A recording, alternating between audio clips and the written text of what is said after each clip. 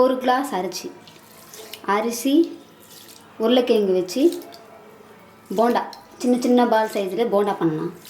3-4 times நல்லா wash பண்ணிவிட்டேன். மாமூல் நல்ல தண்ணி ஊற்றி 1 ஹவர் இல்லைன்னா ½ ஹவர் நல்லா ஊற விட்டுக்கணும்.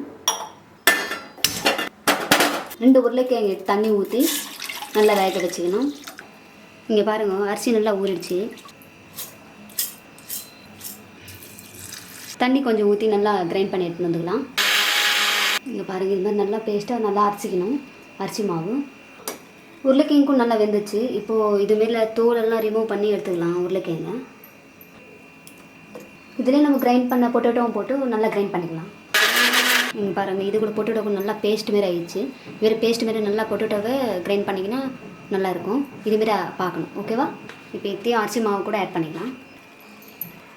சீரகம் கொஞ்சம் ஆட் பண்ணிக்கலாம். ஒரு பச்சை மிளகா சின்ன சின்னதாக கட் பண்ணது, கறி லீவ்ஸ் கூட கொஞ்சம் ஆட் பண்ணிக்கலாம். சால்ட்டு கொஞ்சம் ஆட் பண்ணிக்கணும். மொத்தம் மிக்ஸ் பண்ணிக்கலாம். நல்லா மொத்தம் மிக்ஸ் பண்ணிக்கணும். ஆயில் நல்லா சூடேறிச்சு. இப்போ நம்ம மிக்ஸ் பண்ணி வச்சோம் இல்லைங்களே, இப்போ ஆயிலில் சின்ன சின்னதாக விட்டுக்கலாம். பாருங்கள், இதுமாரி சின்ன சின்ன எடுத்து இங்கே விட்டுக்கணும். எண்ணெயில் ஒரு வாட்டி ஃப்ரை பண்ணிக்கலாம். இதுமாரி ஃப்ரை பண்ணிக்கோங்க. கோல்டன் கலரில் வந்துச்சு. இங்கே பாருங்கள், இந்த மாதிரி. இப்போ ஆயிலேருந்து எடுத்துடலாம். இந்த ஸ்நாக்ஸ் எல்லோரும் பிடிக்கும். கண்டிப்பாக ட்ரை பண்ணி பாருங்கள். ரொம்ப கிறிஸ்பியாகவும் இருக்குது.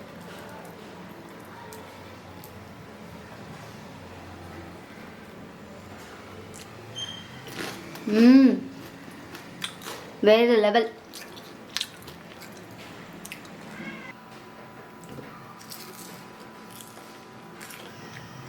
நல்ல சூப்பர் டேஸ்டி யம்மி.